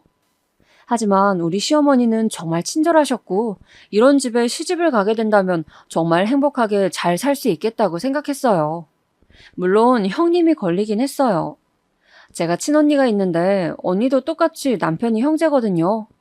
언니는 언니가 형님 입장인데 동서랑 뭐만 하면 비교가 된다고 하더라고요. 그래서 저한테 형님이 은근 신경전을 벌일 수도 있으니 조심하라고 했어요. 그래도 어차피 결혼하게 된다면 형님은 별로 안 봐도 될 수 있으니 그대로 결혼하게 되었어요. 하지만 형님이 저에게 적대적인 것과는 별개로 제가 혼자 걱정된 것도 있었어요. 남편, 아주버님, 형님 셋 다 서울에서 대학을 나오셨어요. 그런데 저는 고등학교만 졸업했으니 그게 계속 마음에 걸리더라고요. 시어머니가 저를 탐탁지 않아 하실 수도 있으니까요. 하지만 다행히 시어머니는 그런 부분은 문제가 되지 않는다며 사람 됨됨이가 중요하다고 해주셨어요. 정말 다행이라고 생각했어요. 그렇게 양가 상견례를 하게 되었고 결혼식 날까지 아주 순조롭게 진행이 되었어요. 그리고 남편과 저는 신혼여행을 제주도로 다녀왔어요. 신혼여행에서 돌아와서 양가 인사를 가게 되었는데 시댁이가니 아주버님과 형님도 와 있더라고요. 남편과 제가 제주도에서 출발하면서 선물을 사왔었는데 형님에게는 목걸이를 선물했었어요. 형님은 그냥 아무 말이 없었어요. 선물해준 우리가 무안할 정도로요. 그래도 그냥 기분 탓이라고 넘겼습니다. 시어머니는 저희가 준 선물을 매우 좋아해 주셨어요. 저는 시어머니가 좋아하시니까 됐다고 넘겼죠. 그런데 그날 제가 설거지를 하려고 부엌에 갔는데 형님이 저를 따라오더라고요. 그리고 저한테 이렇게 말했어요. 동서, 목걸이 근데 너무 촌스럽다. 저는 정말 너무 당황스러웠어요. 그리고 너무 민망해서 얼굴이 새빨개졌어요. 아, 마음에 안 드세요? 나 마음에 안 든다고 말 안 했는데? 동서 되게 무섭다. 말을 막 지어내네? 제가 당황해서 허둥지둥하니 형님은 그냥 다시 부엌을 나갔어요. 그날 무슨 정신으로 설거지를 했는지 모르겠습니다. 그리고 남편에게 있었던 일을 다 말했어요. 남편은 형수 그렇게 안 보였는데 정말이냐고 묻더라고요. 저는 그때 든 생각이 그냥 나만 조용히 하면 지나갈 일이라고 생각했어요. 그래서 그냥 얼버무리고 형님이 저한테 그럴 때마다 그냥 꾹 참았어요. 왜냐면 그냥 그때는 그게 맞다고 생각했어요. 그리고 그냥 최대한 무시했습니다. 제가 저기에 대꾸하면 저만 이상한 사람이 되는 것 같았거든요. 그리고 형님이 정말 얄미웠던 건 꼭 시댁 식구가 있으면 저런 말을 하지 않았어요. 시어머니, 아주버님, 하다못해 저희 남편이 있으면 그냥 저에게 그럭저럭 잘 대해줬어요. 그러니 제 속만 터졌던 거예요. 그래도 제가 무시하고 지낼 수 있었던 것은 다 남편과 시어머니 덕분이에요. 남편은 저한테 정말 잘했거든요. 시어머니도 인간적으로 정말 좋으신 분이세요. 아무래도 옛날 분이시니까 어느 정도 고지식한 면은 분명 있으세요. 하지만 억지를 부리시거나 혹은 말도 안 되는 요구를 하진 않으세요. 또 시집살이는 절대 시키지 않으셨어요. 그래서 기분이 나빠도 딱 시어머니와 남편만 보고 살았죠. 완벽한 결혼 생활은 있을 수 없으니까요. 그리고 우리가 결혼하고 형님은 바로 임신을 했어요. 아무래도 임신을 해서 그런가 저를 봐도 그때는 딱히 뭐라 안 하더라고요. 저야 너무 좋았죠. 그렇게 형님은 아이를 낳게 되었고 여자아이였는데 형님이 정말 공주처럼 키우더라고요. 저도 아이는 죄가 없으니 많이 놀아줬어요. 그리고 우리 부부에게도 곧 아기 천사가 찾아왔어요. 아기가 생기고 나니 형님은 신경도 쓰이지 않았어요. 저는 딱 아이가 생겼을 때 정말 세상을 다 가진 기분이었습니다. 남편도 굉장히 기뻐했죠. 우리 친정에서도 정말 좋아하셨어요. 저는 여기저기 정보를 물어 태교에 좋다는 것은 다 찾아다녔어요. 우유를 먹으면 아이가 하얘진다길래 우유를 얼마나 마셨는지 몰라요. 그리고 클래식 음악을 들으며 책을 읽으면 아이가 똑똑해진다고 해서 그것도 정말 많이 했어요. 남편과 임신에 관한 아주 두꺼운 책을 저녁마다 같이 읽었습니다. 이렇게 태교에 전념하고 아이가 태어났어요. 아이는 여자아이였어요. 저 당시에 우리 딸이 세상에 나올 때는 정말 남아선호 사상이 심했을 때예요. 요즘은 말을 들어보니까 여자아이를 훨씬 선호한다고 하더라고요. 하지만 저 때는 정말 남아선호 사상이 심했어요. 더군다나 아주버님과 형님의 첫 아이도 여자아이라서 시어머니가 기뻐하지 않으시면 어쩌지 걱정하기도 했어요. 하지만 우리 시어머니는 저에게 오히려 수고했다고 해주셨어요. 물론 그 뒤에서 어땠는지까지는 저도 모르겠어요. 하지만 적어도 저에게 뭐라고 하진 않으셨어요. 그런데 정말 웃긴 건 형님이었어요. 본인도 딸을 낳았으면서 저에게 그러더라고요. 동서가 아들을 낳아서 대를 이었으면 좋았을 텐데 아쉽다. 그러는 본인이 남자아이를 낳아서 대를 이으면 되는 거 아닌가요? 출산하고 정신없었을 때 찾아와서 하는 첫마디가 저 말이었어요. 제가 임신 전에는 그냥 저만 참으면 되니까 참았지만 아이를 낳고 나니까 아이한테 뭐라고 하는 말은 절대 넘기지 못하겠더라고요. 그래서 저도 저 때는 한마디 했어요. 형님이 낳으시면 되잖아요. 제가 저렇게 대답할 줄 몰랐는지 형님은 어이없다는 표정으로 저를 바라보더라고요. 지금 뭐라 그랬어, 동서? 남자아이는 형님이 낳으시면 되잖아요. 형님도 딸 낳으셨으면서 저한테 왜 그러세요? 제가 저렇게 형님한테 대놓고 뭐라 한 건 처음이거든요. 심하게 당황한 게 눈에 보였어요. 저 때 저희 주변에 아무도 없었거든요. 그래서 저는 오히려 그게 다행이라고 생각했습니다. 또 그렇게 한 방 먹이니까 속도 후련하더라고요. 저는 그래서 속으로 이제 날 안 건들겠네 라고 생각했어요. 하지만 그건 저의 오산이었죠. 형님은 저 이후로 더 괴롭힘이 집요해지기 시작했습니다. 형님은 원래도 자기가 박사인 것에 대해 엄청난 자부심이 있었어요. 그런데 전날 이후로는 그걸 굉장히 티를 많이 내기 시작했죠. 학벌에 대한 자부심이 정말 굉장히 강했어요. 시댁 모임이 있을 때마다 저는 모르는 서울 대학 생활에 대해 많이 말하더라고요. 그러면서 본인이 박사 과정을 얼마나 힘들게 겪었는지 말해주더라고요. 저는 사실 아무 관심도 없었어요. 궁금하지도 않았어요. 매번 똑같은 말로 저러니까 너무 지겹더라고요. 그래서 형님이 저럴 때마다 우리 딸하고 둘이 놀았어요. 그런데 정말 웃긴 건 형님은 제가 일부러 자리를 피하면 옆으로 따라오더라고요. 얘 현지야, 모르는 거 생기면 큰엄마한테 물어봐. 큰엄마는 박사잖아.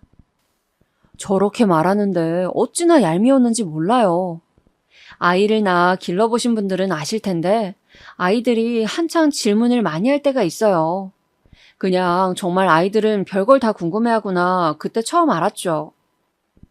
아무래도 나이가 비슷하니까 시댁에 가면 시조카와 우리 딸은 같이 놀았었거든요. 그런데 제가 아이들과 놀아주며 그냥 기본 상식을 알려주면 형님은 꼭 시조카에게 이렇게 말했어요. 작은 엄마가 그렇게 말했어? 궁금한 게 생기면 엄마한테 물어봐야지. 엄마는 박사잖아. 저 말을 들으면 제가 괜히 민망해지더라고요. 자기가 박사라는 걸 어찌나 자랑하던지. 어느 날은 딸이 저에게 그러더라고요. 큰엄마 이름이 박사야? 정말 박사를 얼마나 말했으면 딸이 저에게 저랬겠어요? 전날 남편과 얼마나 둘이 웃었는지 몰라요. 형님은 그게 부끄러운 행동인지도 모르는 것 같았어요. 그리고 일부러 저는 모르는 내용으로 말하더라고요. 저도 대학을 안 나왔지 바보는 아니잖아요. 그래도 나름 직장 생활도 오래 했었거든요. 아, 형님은 이 부분에서 제가 마음에 안 들었을 수도 있을 것 같아요. 왜냐면 형님은 공부는 오래 했지만 직장에서 일했던 경험은 없거든요. 그래서 신혼 때 시어머니가 저와 남편에게 요즘 직장은 괜찮냐고 물어보면 표정이 매우 안 좋더라고요. 형님이 생각할 때 저는 대학을 나오지 않았는데 직장 경험이 있으니 안 이뻤나 봐요. 그러니까 계속 자기가 박사라는 걸 내세웠던 것 같아요. 자기가 생각할 때 저보다 잘난 게 저 부분인 것 같았습니다.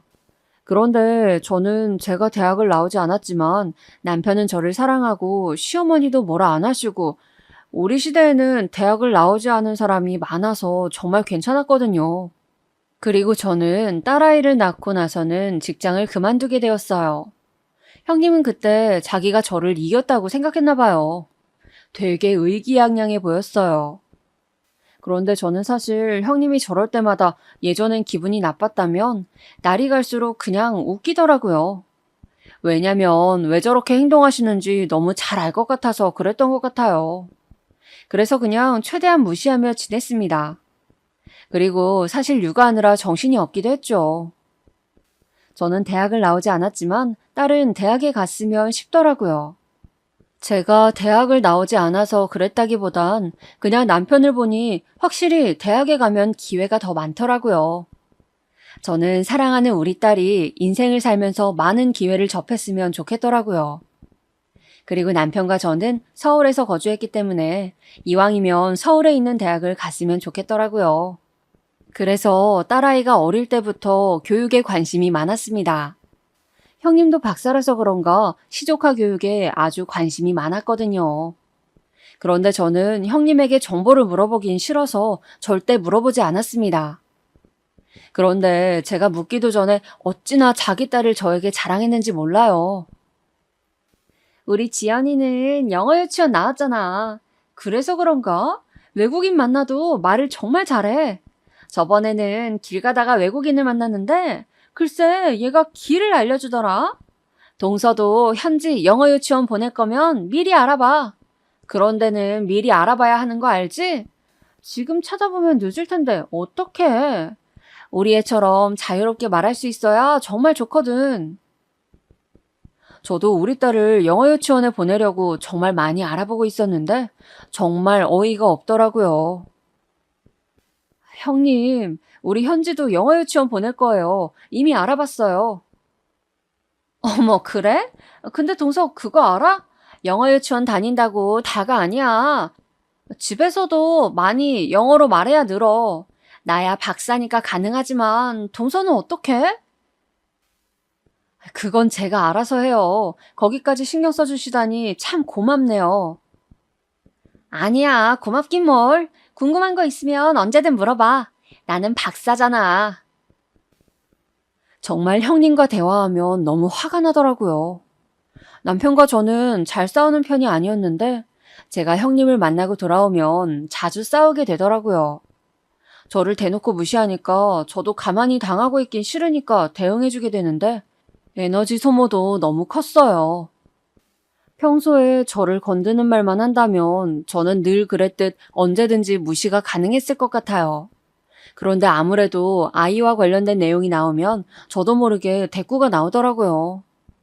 그걸 아는지 형님은 아이 교육에 관련된 내용을 자기가 나서서 말하더라고요.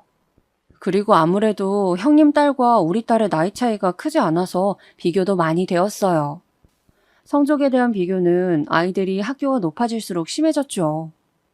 저는 원래 남과 비교를 많이 하는 성격이 아니에요. 그런데 시댁에 모일 때마다 형님은 우리 딸한테 성적이 어느 정도인지 계속 물어보더라고요. 제가 중간에 나서서 그런 건 물어보지 말라고 하면 형님은 늘 이렇게 대답했어요. 어머, 성적 별로인가 보다. 정말 황당하더라고요. 그리고 시댁에 갈 때마다 큰엄마가 저렇게 나오니까 우리 딸도 형님을 만나기 싫어하더라고요. 명절 때나 시어머니 생신 때는 다 같이 모여야 하니까 제가 미리 딸한테 이번 주말에는 큰 집에 가야 한다고 말하거든요. 그럼 그럴 때마다 딸은 가기 싫다고 했어요. 그런데 저 같아도 정말 가기 싫을 것 같았어요. 완전히 어릴 때는 아무 생각 없이 대답했겠지만 딸아이가 사춘기에 들어가서도 그러더라고요. 그 나이 때는 비교에 굉장히 예민하잖아요. 그리고 사실 시조카가 우리 딸보다 공부를 잘하긴 했어요. 그래도 저는 아무 상관이 없었습니다. 시조카가 공부를 잘하는 건 맞지만 우리 딸이 그렇다고 공부를 못하진 않았거든요. 저도 물론 딸이 좋은 대학에 진학하면 좋을 것 같아서 어릴 때부터 교육에 관심이 많았습니다. 하지만 저는 공부보다 중요한 것은 인성이라고 생각해요. 서울대에 가더라도 저는 인간적으로 우리 딸이 정말 잘된 사람으로 자라길 바랐어요. 무조건 양보하며 살라는 것은 아니어도 그래도 예의 바르고 항상 친절하고 거짓말하지 않는 그런 사람이요. 사실 형님 딸은 공부를 잘했어도 버릇이 없었어요. 이건 저희 남편도 동의하는 말이에요. 그래도 우리가 작은 아빠 엄마잖아요. 그런데 단 한 번도 먼저 인사를 한 적이 없습니다. 항상 저희가 먼저 인사했어요. 사실 인사가 사람 사이에 가장 기본적인 예의잖아요. 그런데 시조카는 그런 기본적인 예의조차 없었습니다. 그리고 정말 고집도 세고 자기가 항상 우선시 되어야 했어요. 저는 우리 딸이 외동이라 사회성이 부족할까봐 걱정이 되어서 웬만하면 언니에게 양보하라고 했거든요. 그런데 시조카는 단 한 번도 우리 딸에게 먼저 양보한 적이 없습니다. 시어머니가 용돈을 주어도 인사는 우리 딸만 했어요. 정말 이쯤 되니까 저도 정이 안 들더라고요. 시댁에 와서 하는 거라곤 인사도 아니고 성적 자랑이니 어이가 없었습니다. 딸도 점점 사촌 언니와 비교되는 게 많이 부담스러운 것 같더라고요. 그래서 제가 도저히 안 되겠다고 생각하고 딸아이가 초등학교 고학년일 때 남편에게 진지하게 말했어요.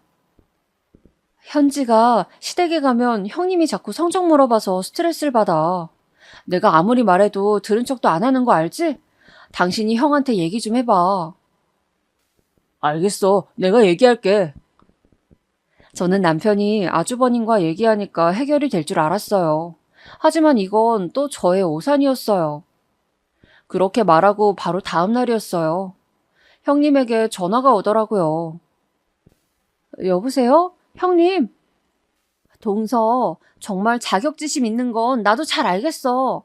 그런데 애들 성적 가지고 비교하지 말라고 했다며? 왜? 차마 얼굴 보고는 말 못하겠어? 남편 통해서 말하게. 그리고 뭐 내가 없는 말 지어냈니? 우리 딸이 공부 잘하는 걸 어떡하라고. 형님, 지연이 공부 잘하는 거 저도 알아요. 그런데 자꾸 우리 현지랑 비교하니까 아이가 너무 힘들어해요. 안 그래도 지금 한창 예민할 때잖아요. 그러니까 그냥 신경을 써달라는 거였어요. 그리고 저 자격지심 없어요. 자격지심이 없으면 도대체 왜 이렇게 예민하게 반응해? 동서 진짜 웃긴다. 진짜 여러분, 제대로 화가 나면 온몸이 부들부들 떨리는 거 혹시 아시나요? 저는 저 전화 통화를 하던 상황이 아직도 기억나요. 진짜 전화로 막 저한테 저런 말을 하는데 온몸이 떨리니까 목소리까지 떨리더라고요. 아이를 키우면서 배려를 해달라는 부탁이 그렇게 잘못된 건가요? 저는 그냥 저대로 전화를 끊었어요. 그리고 남편에게 전화해서 화를 냈죠. 아니, 당신이 어떻게 전했길래 당신 형수가 나한테 전화해서 난리를 쳐. 당신 현지 아빠잖아. 똑바로 잘 생각해. 애가 이렇게 힘들어하는데.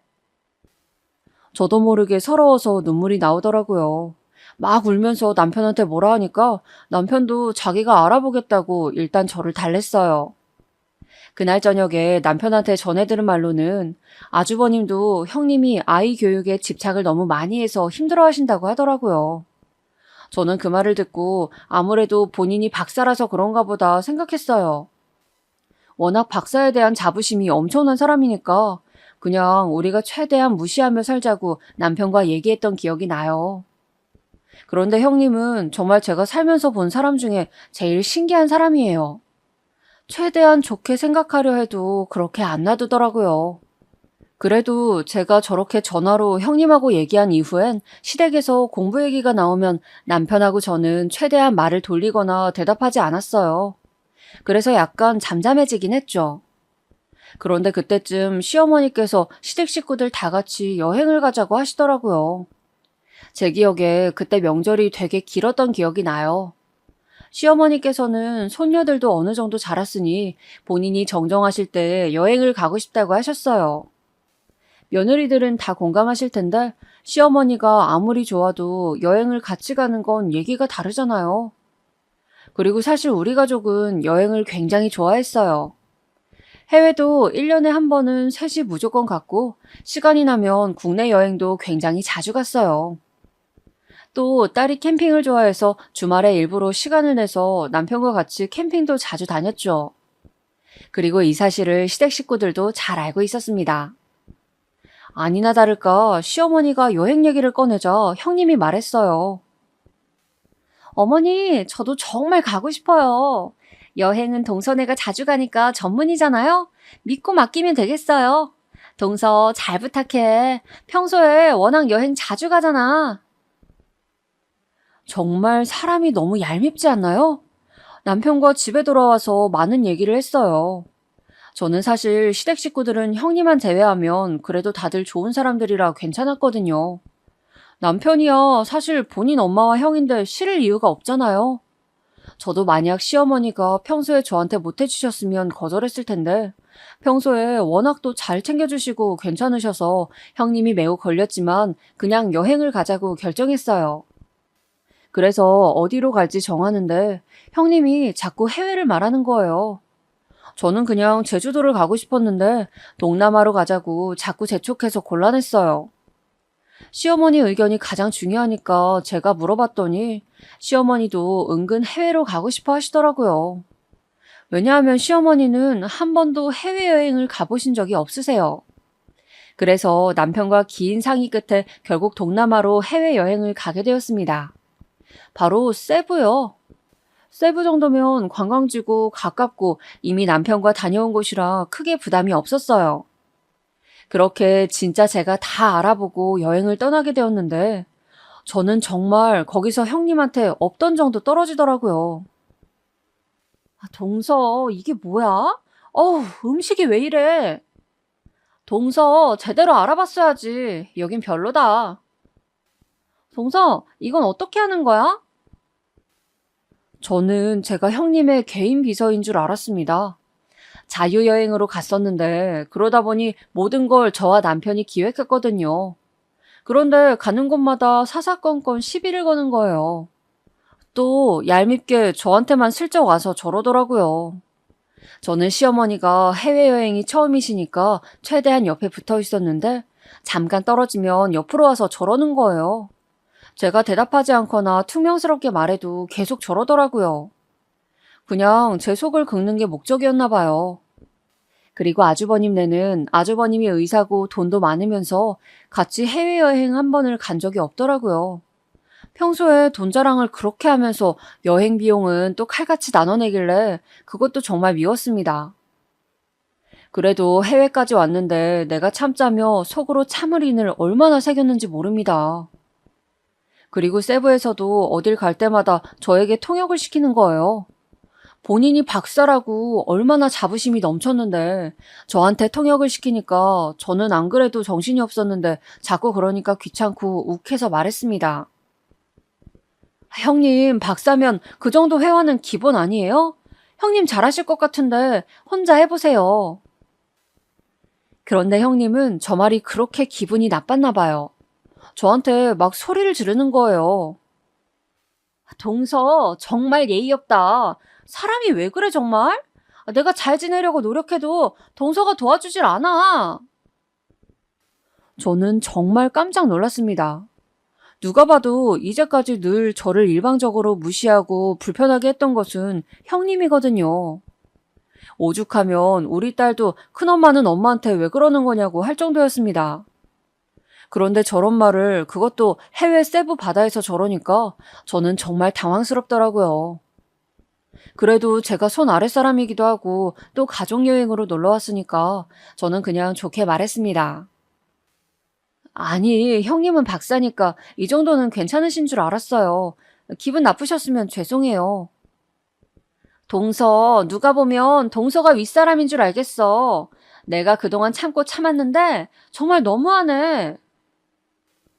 저는 진짜 기가 막혔어요. 형님이 저한테 저런 말을 하면 안 되지 않나요? 제가 그동안 참아온 세월이 있잖아요. 저도 웬만하면 참으려고 했는데 제가 제일 싫어하는 딸아이 비교를 시작하더라고요. 동서, 마음 곱게 먹어야 현지도 똑똑해지는 거야. 우리 지연이 똑똑해서 질투나서 그런가 본데 제대로 생각해. 애가 뭐를 보고 배우겠어? 저는 저한테 뭐라 하는 것은 참아도 우리 딸한테 뭐라 하는 것은 절대 참지 않거든요. 그래서 저도 지지 않고 말했어요. 형님, 자꾸 우리 딸 공부 못한다고 하시는데 현지도 충분히 공부 잘해요. 형님이 자꾸 그런 식으로 말씀하시니까 애가 시댁에 오기 싫어하잖아요.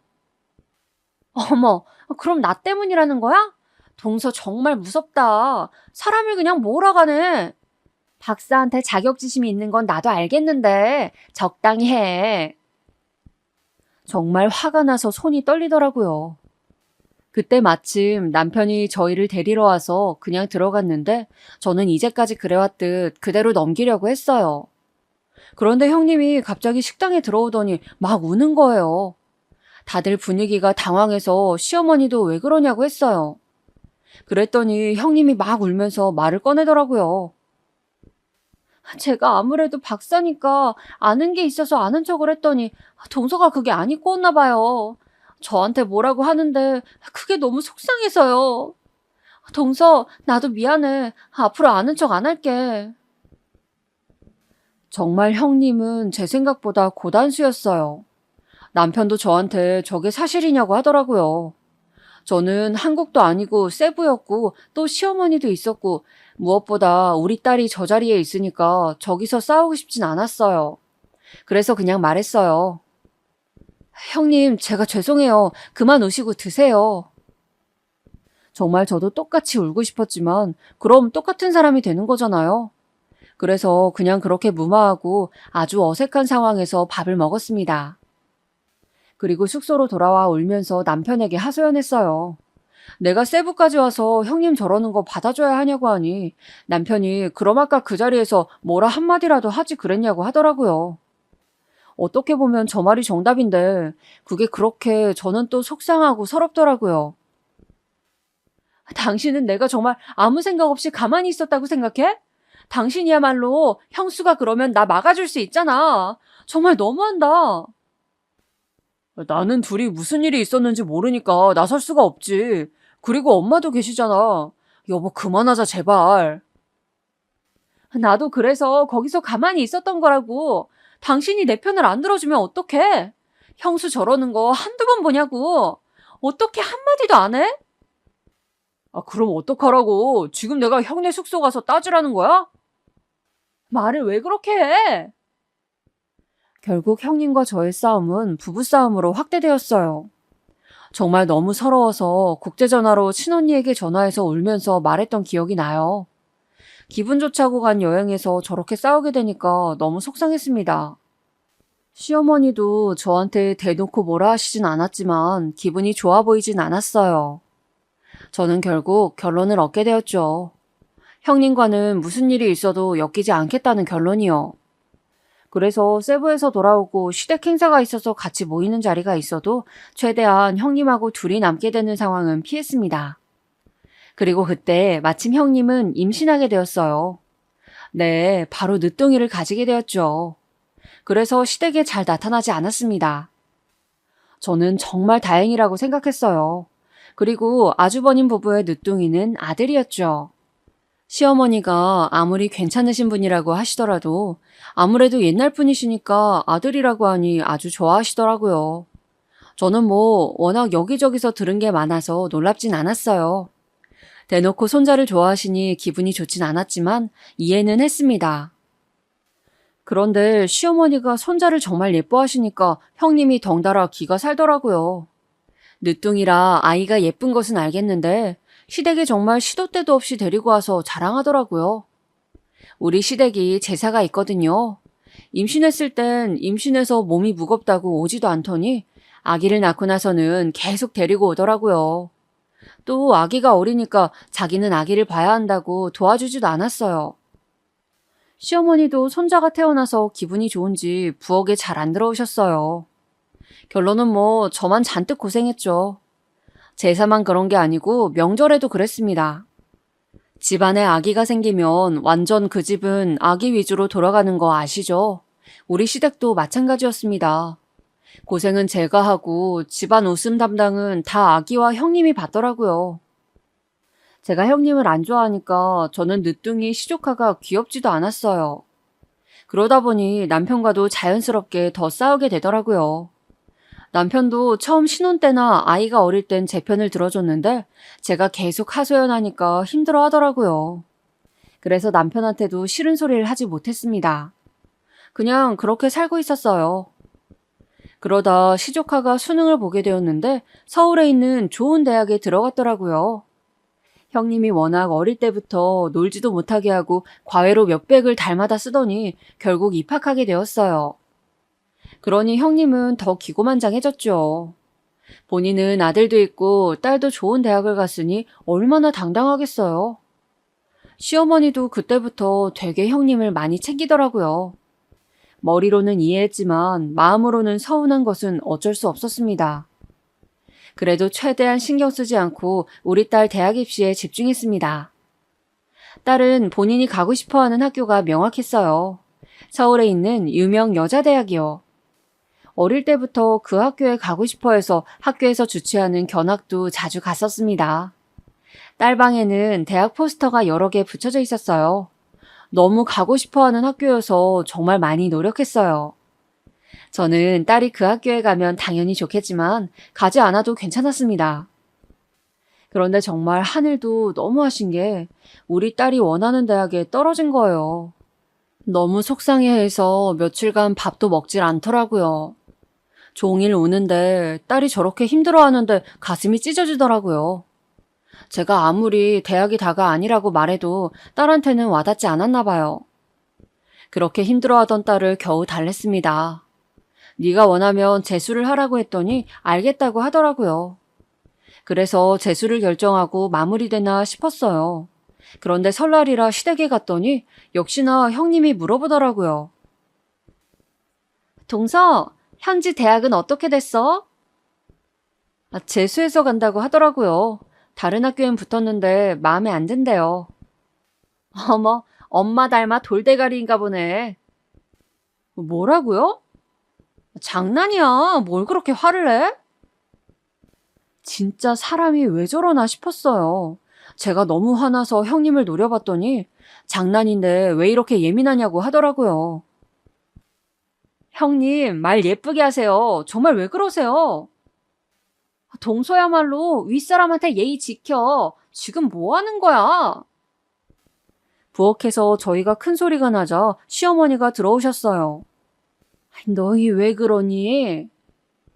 아니, 현지 대학 떨어졌대서 내년을 노리면 된다고 했더니 갑자기 화를 내길래요. 무섭네요, 어머니. 형님이 우리 현지 저 닮아서 돌대가리라고 했잖아요. 왜 맨날 없는 말을 지어내세요?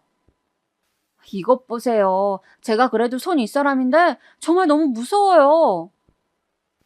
둘 다 그만해라. 정말 내 앞에서 뭐 하는 거니? 시어머니도 화를 내시더라고요. 저는 정말 억울하고 속이 터져서 그 자리에 있고 싶지도 않았어요. 형님이 저러는 거야 뭐 한두 번이 아니었지만 시어머니도 나중엔 은근 형님 편을 들더라고요.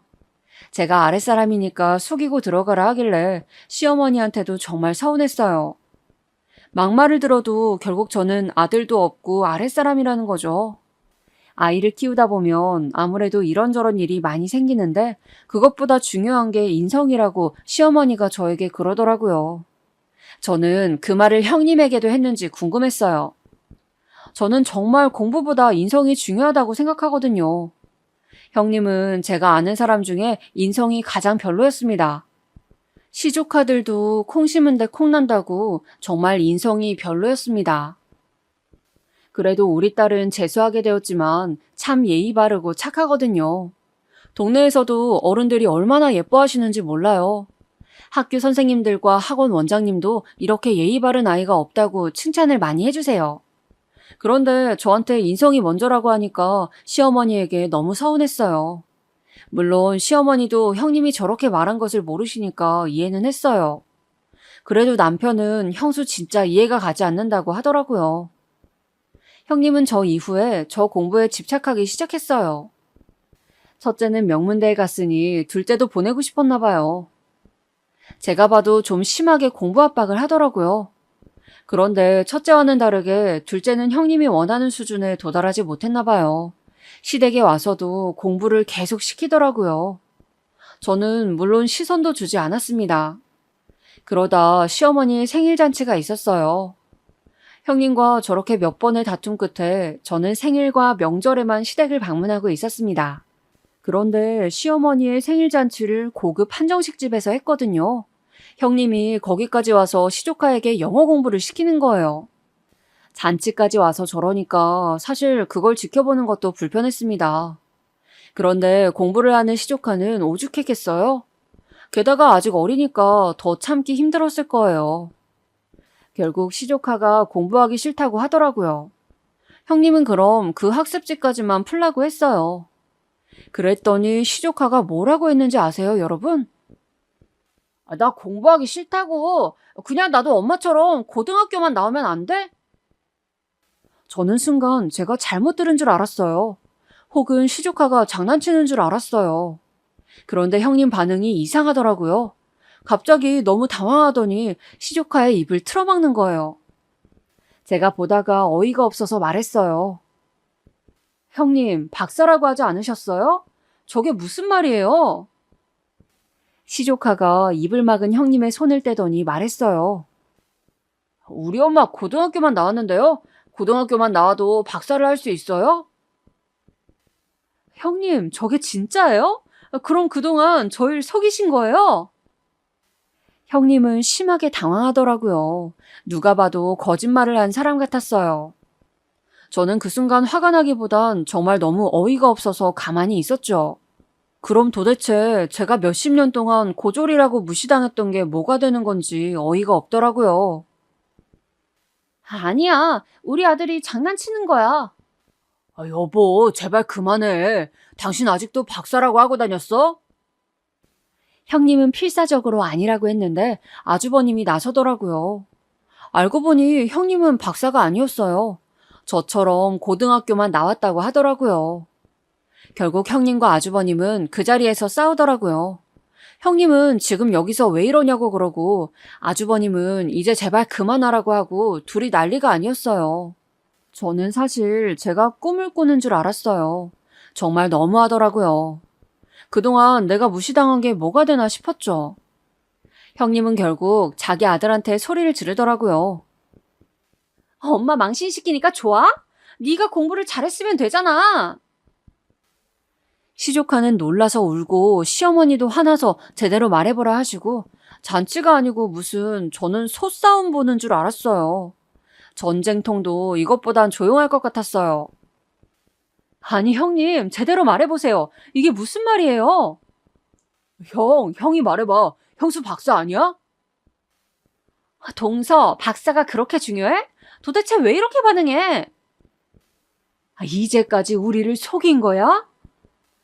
다들 한마디씩 하니까 말이 섞이고 소리가 너무 커지니까 심지어 식당 직원이 들어와서 저희를 말렸어요. 결국 시어머니 중재로 다들 조용해졌어요. 그때 우리 딸이 한마디 하더라고요. 나한테 돌대가리라고 하더니 큰엄마 정말 너무하네요. 뭐? 돌대가리라고 했다고? 할머니 모르셨어요? 저번 설에 그래서 엄마랑 큰엄마랑 싸운 거잖아요. 시어머니는 모르고 계시더라고요. 그냥 정말 형님 말만 듣고 제가 예민하게 반응한 줄 알았대요. 형님은 얼굴이 새빨개진 채로 있다가 결국 도망치듯 나가더라고요. 저는 정말 제가 몇십 년 동안 무시당했던 것을 그날 다 풀었습니다. 남편도 시어머니도 우리 딸도 모르고 있던 사실을 그냥 속 터놓고 말했어요. 말하다 보니 저도 속상해서 눈물이 막 나오더라고요. 그렇게 집에 오는데 남편이 제 손을 잡고 정말 미안하다고 하더라고요. 본인도 형수가 그렇게 행동했을 줄은 몰랐대요. 물론 사이가 안 좋은 건 알았지만 이 정도로 생각은 하지 못했다고 하더라고요. 나중에 안 사실인데요. 형님이 박사라고 했던 것은 그냥 사소한 말 한마디였대요. 결혼 허락을 받으러 올 때 무심코 내뱉었던 말이 이렇게 커질 줄 몰랐다고 하더라고요. 순간 내뱉은 말이 평생을 그렇게 살게 한 거죠. 아주버님은 당연히 장난인 줄 알고 넘어간 거였고요. 장난으로 집에서도 본인이 박사라고 하니까 남들한테도 그렇게 진지하게 말하고 다닌 줄 몰랐다고 하더라고요. 또 사실 아주버님은 의사여서 정말 바빴어요. 그래서 시댁 행사가 있어도 잘 오지 않으셨죠. 보통 형님만 온 적도 많아요. 그러니 모를 것 같기도 했어요.